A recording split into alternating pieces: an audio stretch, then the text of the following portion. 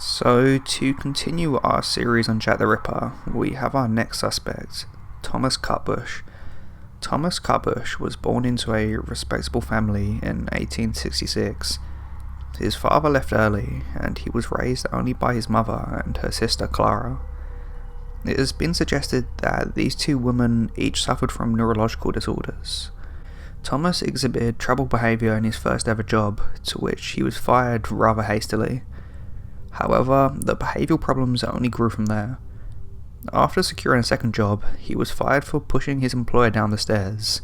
The reason for this, as far as I can see, is unknown. After this, during the day, he began isolating himself from others and reading medical literature, and of night, he would wander around the streets of Whitechapel, jumping over the walls of houses in the area. Reportedly, he became obsessed with the notion that someone was slowly poisoning him. In 1888, when Thomas was around 22 years old, notably around the time of the Jack the Ripper killings, he became known to be acquainted with the local prostitutes of Whitechapel, to which it's believed he contracted syphilis. That is, if you believe the idea that Jack the Ripper's victims were prostitutes. This has also been quite heavily scrutinised as of late. Syphilis is a sexually transmitted disease that, if left untreated, can spread to parts of the brain and cause depression, psychosis, mania, delirium, personality changes, and even dementia. Thomas had already previously been detained for violent acts. He was locked up in a psychiatric asylum in Lambeth. However, he managed to escape by jumping one of the walls, and was later convicted of stabbing two women in the buttocks on separate occasions. The medical board found Thomas to be responsible for the crimes committed, and was diagnosed as psychotic and dangerous, and was sentenced to confinement and medical treatment indefinitely. Through the remainder of his life, he never showed any signs of recovery. He was put into the now infamous Broadmoor Hospital, where he later died in 1903, aged 37 years old.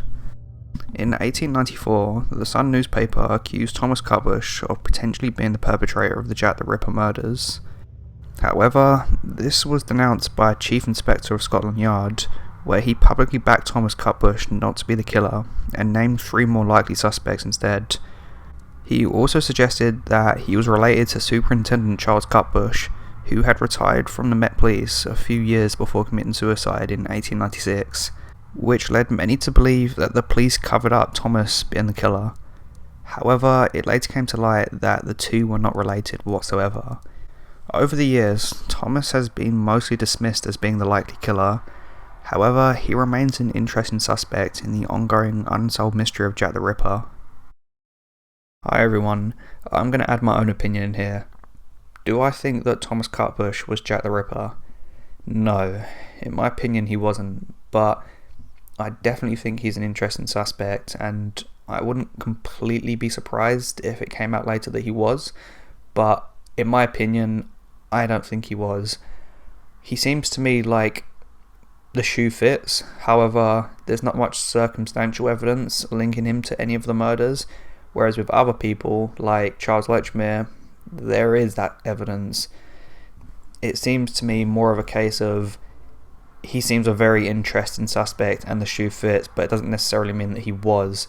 I think it's very suspicious that he was jumping over fences and walls around Whitechapel at night in 1888 when the Ripper murders happened, and he was 22 years old, which would make him fit and strong enough to be able to commit these sort of murders. However, there's no evidence for that as far as I've read so far. I might read later on more and find out more evidence, which I will update you on. I'm going to update these videos when I find out more, but from what I can tell, no, I don't think he was. I think, the whole idea that he was acquainted with prostitutes at the time feeds into the notion that all the Ripper's victims are prostitutes, and like I mentioned before, from the works of Hallie Rubenhold, not all of his victims were necessarily prostitutes. It's just the common theme of what's said nowadays, whereas a woman could be accused of being a prostitute, and I think they called them unfortunates at the time for just merely hanging on at the street corner at the wrong time in the wrong place, and and then could be written up as being a prostitute and could be seen as that when they weren't. So it seems to me that there's a chance that the Ripper's victims were prostitutes. It seems to me like there's not enough evidence to say they were, and there's also not enough evidence to say they weren't, because there's conflicting accounts of what a prostitute was deemed as and how much evidence there was of someone being a prostitute. So that's a whole nother debate I'm not going to go into right now. But yeah, if you want to find out more about that, then Hallie Rubenhold's podcast is definitely worth having a look at, and her books. But as well as this, I'm no expert on this. I'm also just looking this up myself and presenting you guys with the evidence that I find. Personally, I just don't think this guy was the Ripper. He doesn't strike me as the Ripper, and the whole thing about him having the same surname as someone in the police force, however, wasn't related. It just seems like reaching to me. But who knows? I could be wrong. But he doesn't strike me as Jack the Ripper. But there's plenty of other suspects that I find a lot more credible, especially Charles Lechmere. He really, to me, is the number one guy who I think, if it was one person, that's obviously, again, assuming it's one person. There's also theories out there that there was multiple killers, and that it was coordinated by I think it was a Russian man who hated England, who owned the Socialist Club where the first body from the double event was found. And there's a whole conspiracy around that, and I don't want to say conspiracy, a whole theory behind that, which I don't necessarily know how much I believe it, because I haven't looked enough into it, but I'll also make a video on that in the future. I'm just very interested in this case at the moment, because pretty much everyone in the world is. But yeah, I don't think this guy, Thomas, was Jack the Ripper. I'm going to make another video on Charles Lechmere. I'm going to make one on Aaron Kosminski, because he's another interesting suspect, but there's also prejudices prejudices at the time that made him more of a prime suspect to the police rather than the evidence surrounding him.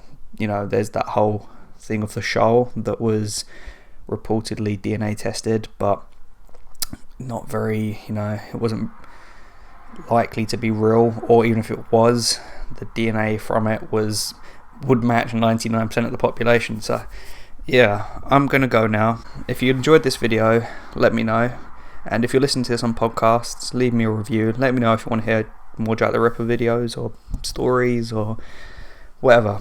Alright, see you guys soon. Bye.